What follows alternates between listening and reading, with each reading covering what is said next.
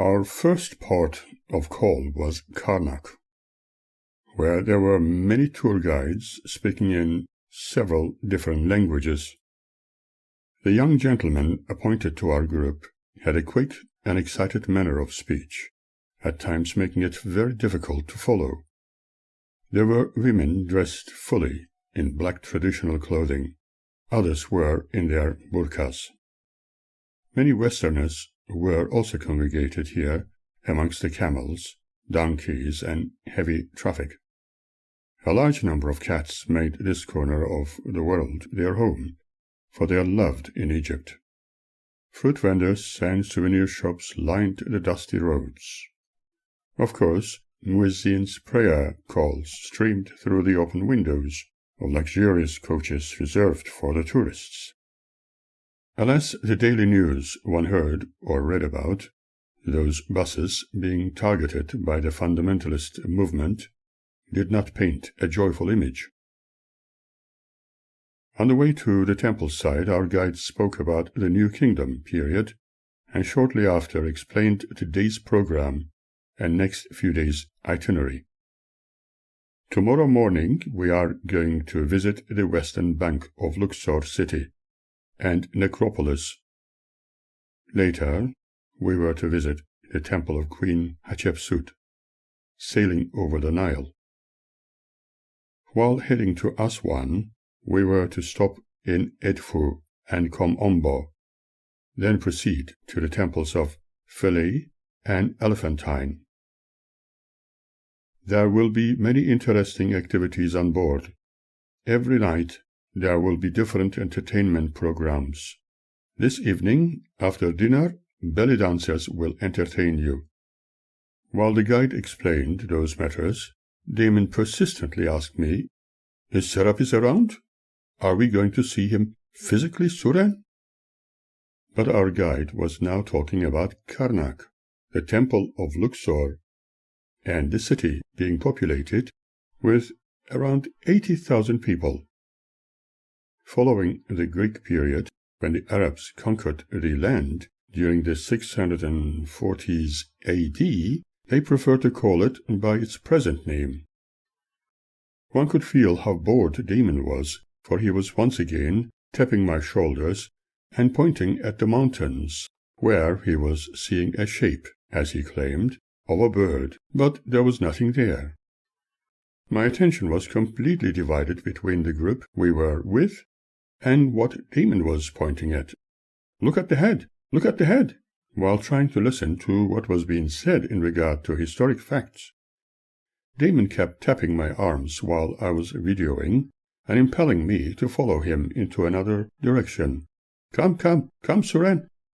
The only thing remaining seemed to be to have no interest in anything else other than answering his never-ending questions. It was very reminiscent of my past associates, starting with my ex-family. He was extremely nervous. "Now we are here. I want to see. I want to see. I want to see. These feelings I've had for a long time now." I felt a great need to theatrically pretend seeing his Mr. Magoya, and told him that his spirit guide was surely standing by him. "Magoya?" he asked. "Where?" Disappointed, almost crying, his eyes twirled like billiard balls. There was an awful expectancy born of unreasoning desire. It was impossible to explain anything to him, and it was impossible for Damon to realize that the imagined people, or those beings considered to belong to a higher ilk, could not be made visible on demand. On the other hand, Mr. Magoya had apparently helped him before, therefore no proof was needed. However, he firmly believed that something was going to be touched. Some doors opened, enabling him to see the invisible, as with those guardian angels, as considered within spiritual schools of thought.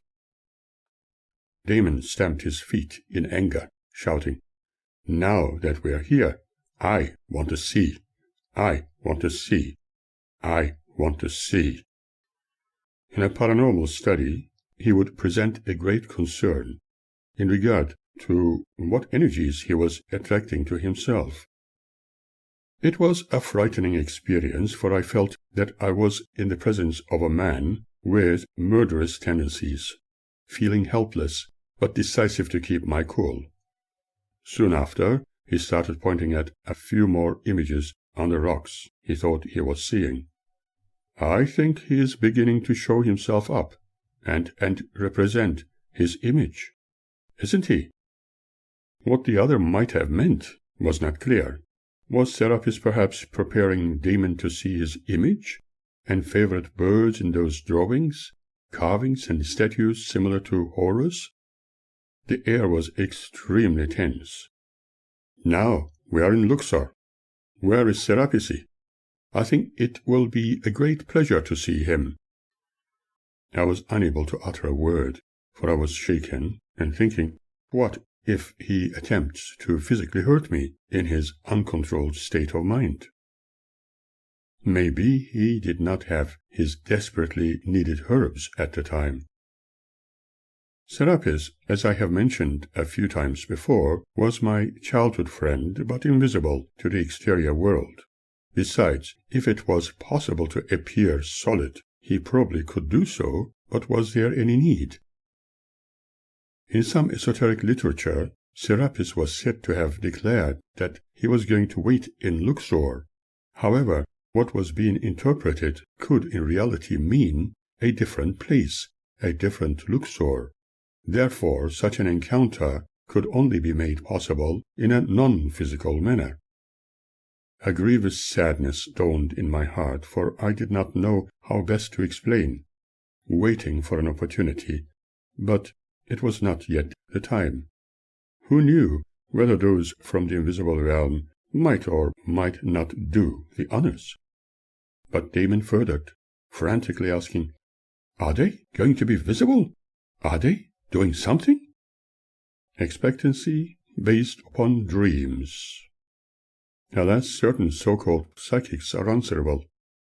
I was divided into two separate areas of conscious awareness, answering endless questions on one side, responding to mandates without a break to ponder upon them, and on the other, being inspired or even receiving valuable wisdom from another source. I could almost hear Serapis reminding me of important issues. However, those reminders may have been recalled memories. Damon kept demanding the keys to be given to him. However, I strongly felt Serapis' input. Due to his emotional state, those that he demands will not be fulfilled. When we were children, we accepted all things as the absolute reality. But as adults, we have rightfully become analytical about everything in the world. Yet I can confidently declare that it was a very pleasant experience to have a childhood friend who was always there when I felt all alone and frightened. I have never experienced ugly things, insults, and hatred from this friend. I kept outwardly completely calm and unstirred in the face of adversity. Soon I heard Damon tentatively whisper, I am seeing things, shapes, and colors, flashing. There are letters. I think it is like the letter Y. Was he perhaps seeing a pod about to open? There were extraordinary energies and a feeling of something very special in the air. Maybe those friends were very close. I thought Luxor would be different. Will they give me anything in Luxor? And also in Karnak? It seemed that somebody had made a promise, probably an unfulfillable one, but I did not promise anything. How could one react to this? I seemed to experience something horrific, like a panic attack or nightmare, and many darts of darkness being directed at me. A destructive force in thought was generated while I kept answering 1,000 more questions. What could one do in the face of such a conflict? I also felt the possibility of being murdered for my grave sins, without knowing the nature of them. This emotional state suddenly transformed into an astral exteriorization. distancing fast from the spot we were at. In that state of consciousness, I was able to see my own physique, and Damon standing in front of me.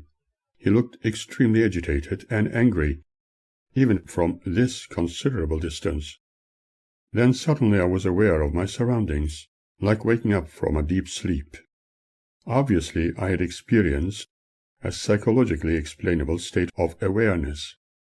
I heard Damon speak to me like a frightened little boy as he said, "Soren, you worried me. You were not moving. Like frozen, you know. You were standing straight. Unusual straight. Your eyes closed.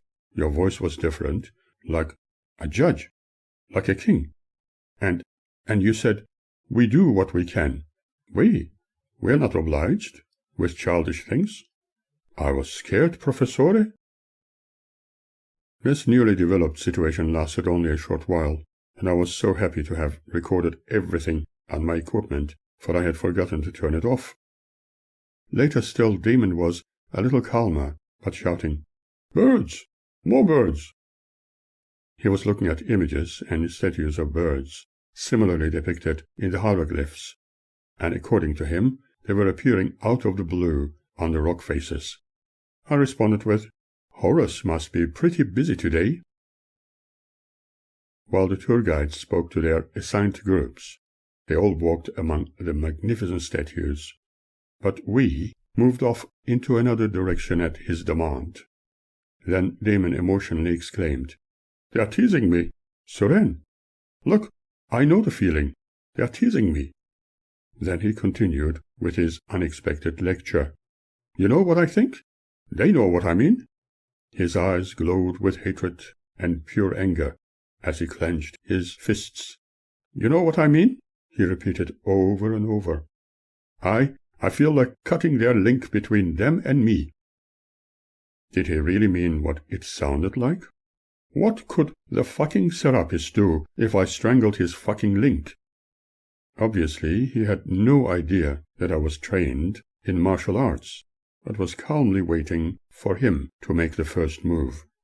I also felt that he was extremely frightened when he uttered the words, I hope they don't mess me around, Soren. I'm disappointed. I'm disappointed. I'm disappointed. Absolutely." Many tourists heard him shouting, but one had to remain calm, showing no emotions. However, I was certain that many people took note of the situation, for a number of them questioned me with a few delicate enquiries later. When the entire group we were with retraced their steps, Damon and I went off into yet another direction. For the observer, I must have looked like a faithful pet following his master, while the other kept singing his demands. If I don't get what I want, God forbid what I will do. In trepidation and fear, during the whole night following this day of emotional torture, I could not sleep, and instead recorded my impressions onto a number of cassette tapes.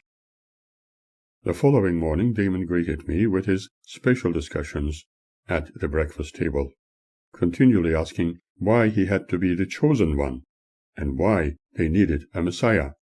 Even in the bus heading towards our next destination, he continued, "Why? Why? Because I'm a good person?" Raising his voice, "It doesn't work, unless it's a business deal." One thing was certain.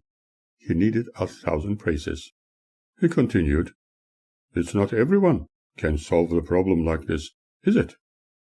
While the guide assigned to our group was busy talking about the pylons, supreme rulers, the emblems of Upper and Lower Egypt, as well as the pagan Christians, Damon was getting more and more bored. At the end of the day, and finally back on the boat, I was mentally exhausted and physically very tired. A beautiful sunset announced the end of yet another day, the warm desert air adding its own charm, and we did not need to go out to visit another temple or experience a light and sound program regularly presented at those historically significant sites. One wished to close the doors on a day filled with disappointments, angry debates, and thousands of repeated questions of no value. Even evening meals were spoiled by constant demands. I had no one to turn to other than wait until I was able to fall asleep. That is, when allowed. It felt as if I was enslaved, sacrificed, and wasting away for an unworthy cause, chasing the wind. I was shouted at, chastised, and treated almost like a naughty toddler, needing to learn the real issues of life, as seen fit by Damon. He regarded himself as being the only subject of importance. He was the businessman, and a great divinity. But for now, I was glad to leave all that behind, feeling tired and lonesome, and fell asleep. Would my mind self wander into other dimensions many people in general prefer to ignore?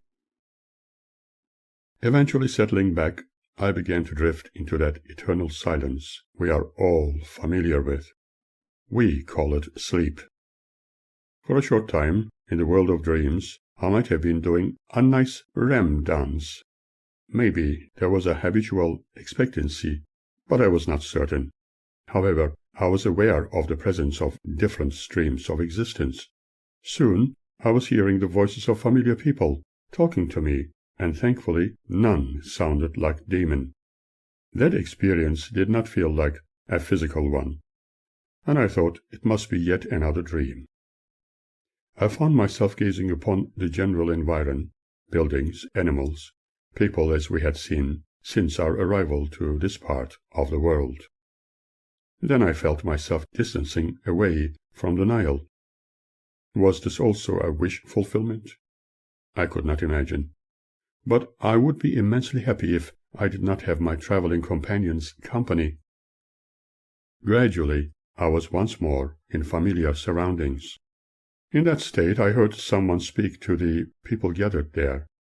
As you will discover, those immortals at the time lived on planet Earth, and they came from another world. Then the speaker mentioned someone who was able to float within a network of light rays. The son of Enlil. Another explained how Ninurta utilized spatial equipment, and he was able to throw bolts of light. Somebody else spoke about the stories in the known Bible. For instance, Lot's wife turning into ash. Everything spoken of literally became a visual experience right in front of me, just like those science fiction films depicting awesome space-oriented battles. Later they spoke about Hammurabi and his reports in regard to the gods who were once worshipped, like Shamash, the Mesopotamian sun god.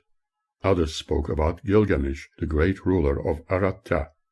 The scenario became a visual spectacle of the books I was keenly interested in reading. No matter what aspect of ancient history was considered within this outside world, there was peace.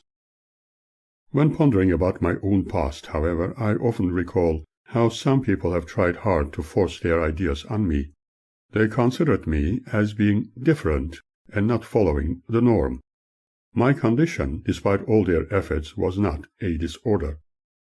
Whilst enduring my unfortunate misadventure with Damon, I was suffering extreme fear.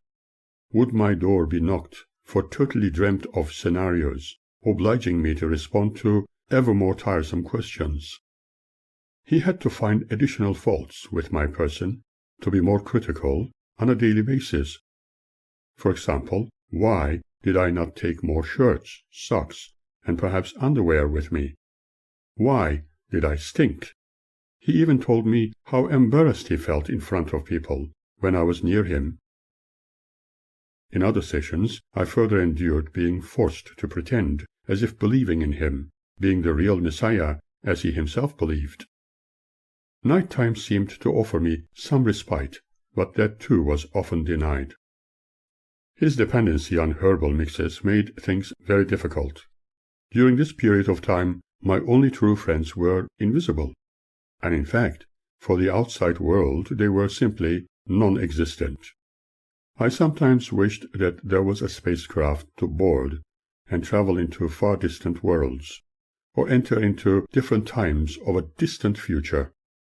That was a wonderful thought. Some of the experiences one might have had in regard to such journeying had to be kept to oneself for fear of being ridiculed. Imagine if Damon too, as he demanded, had an experience of this kind. How would he react? Was he at all ready for something like that? Would his habits of virtually living on hallucinates help or hinder him? When, Professore, when will they come down and lift me up? They have to, Suren, they have to. When my short sleep came to an end, and I woke up suddenly, I felt the urge to go up to the upper deck. But did I really want to? I looked around me, noticing the blissful silence. Everybody and everything appeared asleep. It was a beautiful and warm night, but my mind was painfully crowded, worrying about 1,000 more concerns imposed upon me, leaving no room to ponder on my own needs. I became aware of a voice constantly urging me to go up and sit somewhere on the upper deck by the swimming pool. It was a voice, but not one I was accustomed to. It could be worrying for someone who had never had the experience, for it would be considered a disorder and a form of hallucination. I was extremely fearful about being loaded with even more concerns, which did not belong to me. Alas, Damon was also on the upper deck. "Suren, Professore, I knew you'd come. They told me. Magoya told me." I responded, saying that there was something very special in the air. Although he appeared to agree with me, he was still heavily smoking his herb. What I felt was very familiar to me, and I heard the same voice again. This time it told me, "We are not far away from you. Look up towards your north, and see the bright golden glow. Can you see it? Point it out to your companion, if you wish." Damon was indeed looking in the direction of that bright light, which appeared suddenly, but he was unusually silent. In that instant he looked like a sleepwalker. His eyes were open, yet he was mesmerized. That delightful gold and white sphere of light gradually grew in size, so that one could determine its details. Its rims were adorned with lights which randomly flashed on and off in the most brilliant colors. I cautiously asked what he thought about it. Damon kept staring in the direction where that bright light had originally been, and not where it now was. It was an object silent, circular in shape, but from the side view looked like two very deep bowls placed face to face upon each other. Even its reflection on the waters of the Nile was as bright as itself. One wondered how many others might have seen it. Perhaps it was better that only a very few people had, or, better still, nobody had taken any notice. It was long past midnight. I spoke to Damon softly, asking what he thought of this experience, but there was still no movement, no response, and strangely there were no questions streaming out of him. Had he been frozen in time? I was again aware of the voice which, in my head, sounded outside as if coming from within the physical surroundings. It told me not to be unduly concerned, for no one would be able to detect them. Did my associate hear it also? The voice further explained that they intended to let both of us into their transporter, but I wondered how it could be. Had I fallen asleep or passed out on the upper deck, perhaps? Was I still dreaming? Then I heard the same voice reassuring me that none of the above was applicable. "There are others waiting for you." Damon was also to be included in this transportation procedure. I wondered what his reaction would be like on our return. Would he be satisfied with his experience? Would he remember it all? But what I felt was that he was probably to remain asleep, recalling nothing consciously. I still remember the shimmering beam of light, the warm feeling when subjected to it, and yet experiencing shivers, as if cold ice cubes were placed on the nape of one's neck without being so. Remarkably, when on board, I experienced no sense of anxiety, even when observing the Nile Symphony from a considerable height. Suddenly we were in a darkly lit dome-shaped chamber. The interior glowed dark purple and indigo at first. Above, and in the center, there was a circular pale blue light, diffused yet creating a wonderful display. The most amazing observation was that there was no visible source of light. Two people approached us clothed in almost metallic skin-tight uniforms. They walked with us, and when going into different directions, we seemingly passed through walls. However, I was unsure if there were actually any walls. We found ourselves in an unusual-looking compartment, with warm colors of light occasionally changing to white. Obviously, the frequency ranges of visible light were changing according to need and the environment. I questioned if this was a self-induced state of consciousness, perhaps wishful thinking leading into a beautiful dream. However, here I was, and sharing the experience with Damon. It felt as if we were conducted into a holographic world. Soon after, Damon was no longer motionless, asking me, as I remember, "Professore, what's going on? Are they showing us something? Maybe from Mr. Megoya?" I assured him that I was seeing the same things he did. He was unusually calm, making me wonder if this was still a dream. After all, because for him to be calm like this was impossible. I became aware of some beautiful music, not originating from the world, and at times it resembled a well-coordinated choir. I wanted to believe that Damon was aware that he had finally been taken aboard a spacefaring craft, as he so ardently desired. I could not get over how one felt upon entering the craft. An overwhelming sensation of security and peace. Several other people introduced themselves according to their positions on board this amazing vessel. When people entered and exited from one area to another, I could not see any doors or openings, like we are accustomed to, other than the walls allowing entry on approach like the iris of an eye, and closing without any evidence of their existence. There were glass-like bubbles of huge proportions, which grew in size while displaying three-dimensional signs and images wherein one could see the outside environment of the craft, stars, galaxies, planets, and anything in regard to history. Had these advanced friends also perfected time travel? The seats were extraordinarily soft, and there were a number of highly advanced, cultured, and highly intelligent beings who were not altogether human-like in appearance, occupying them. We were strictly advised not to describe their looks to others on our return. However, there were no restrictions in talking about humanoid-looking people from different recesses of the galaxy. Many people we were introduced to were of high echelon and stature. Some were extremely tall, others smaller than the average human. I inquired in thought about what had really happened over the centuries, and indeed how we humans could have landed in the world. I was always interested in ancient history, whereas my traveling companion preferred to ponder upon other subjects.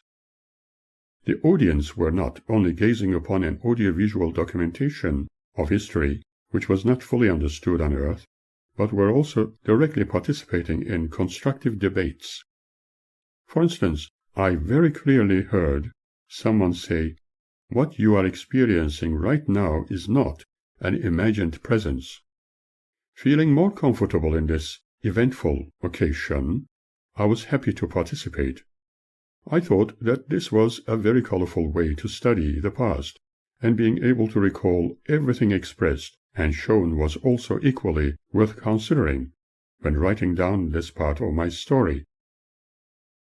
They shared a number of pictorials representing ancient cultures and the interrelationship between intergalactic peoples and Earthians, as well as the times when ancient cultures blossomed. Then our attention was directed to the so-called celestials and intergalactic visitors who chose to settle on Earth. A tall gentleman, who looked unusually different, spoke at length about this intriguing issue and made mention of the group of 12. The story of Shamash and other deities was also rather exciting to listen to. Others contributed to the wisdom shared, and we discovered that whenever Enlil wished to go somewhere, Ninhuta often took his place. Some were extremely gently touching a number of keys, resulting in unusual figures appearing on what looked like a console, their colors amber and blue against a darkened background. Others made mention of the nature of the Nephilim and the roles they played. One could clearly observe some of the archaeologically important artifacts whereupon ancient artists and sculptors portrayed their leaders with a pair of wings. I recall seeing some of them at the ancient temple sites, a lion's body with a pair of wings. This might have portrayed their might and ability to fly. Then again, somebody else mentioned, the Bible declared, there were the angels of Lord, the Malachim. Others explained in detail that the ancients used mechanical means to fly, even travel to distant worlds. When one considers the account regarding Ezekiel's whirlwind, one discovers a superior technology being utilized, if one can accept it as a possible reality in the quantum sense.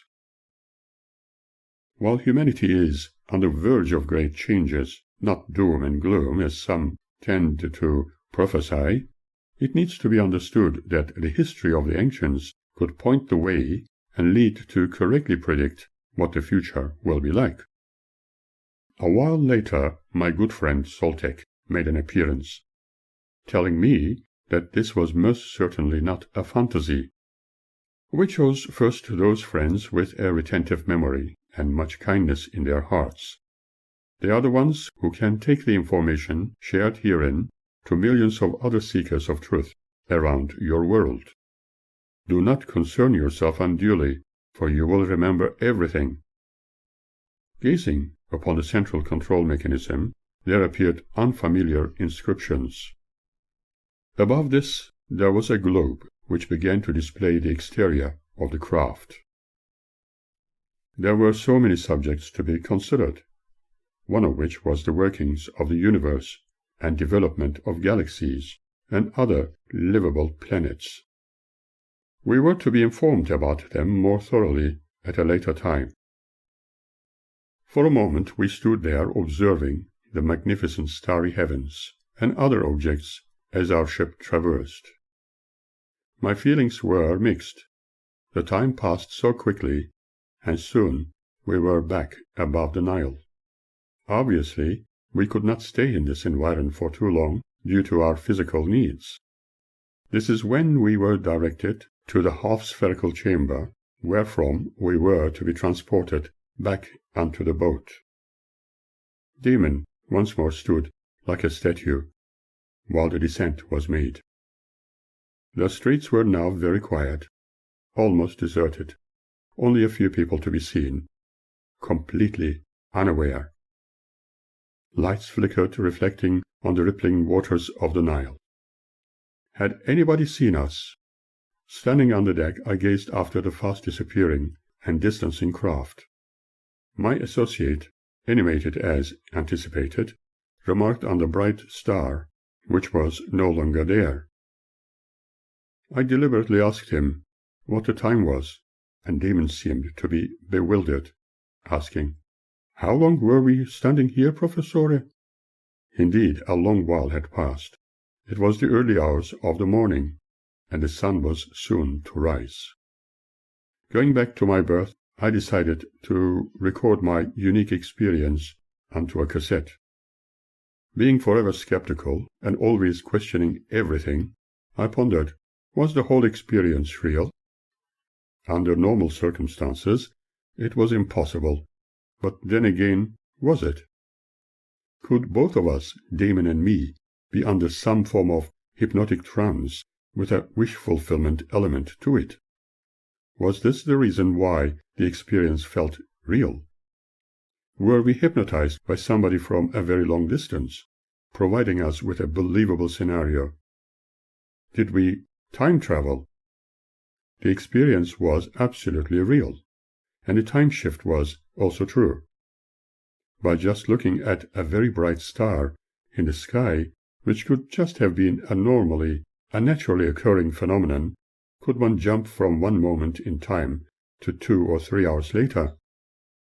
In the morning, one of the staff on board the Nile Symphony told us that he saw us looking at the huge moon late last night and wanting to share cups of tea served in a traditional Egyptian samovar, discovered that we were suddenly not there. My undesirable association with Damon continued, he being extremely critical, always ready to find fault in all aspects of my life, and extremely abusive in his general attitude towards everybody around him. Obviously, he needed to feel superior and above everybody else. It may have been due to the way he was brought up from his childhood days, or his involvement with hallucinates and amassed, even accumulated monetary wealth. In some ways, it resembled the story of a poor farmer whose son promised to educate himself and became a king. When this king was in control of his domain, he ordered his servants to fetch his poor father from the farm to show him what a great king he had become. The poor farmer told his son that he was proud for his achievements, and was also very saddened, for in truth he had not yet become a man. In this model, one discovers that all the wealth one may have is of no value when the person in question cannot behave like a human being. I was often asked by the other tourists from the worldwide community during this wretched adventure if I was Damon's brother, who was always shouting at me and arguing, or was he my boss, chastising me while I remained calm, never raising my voice. There were also those who, in complete honesty and genuine concern, asked me to tell them discreetly if my life was in danger. Despite trying to explain to them that everything was in order, they found it very hard to accept. A few of them were police officers from overseas currently holidaying in Egypt, who offered their help. The situation as observed between us was indeed orchestrated by Damon, and embarrassingly noticed by others. Was it not he who wanted to gain fame and glory in the eyes of people?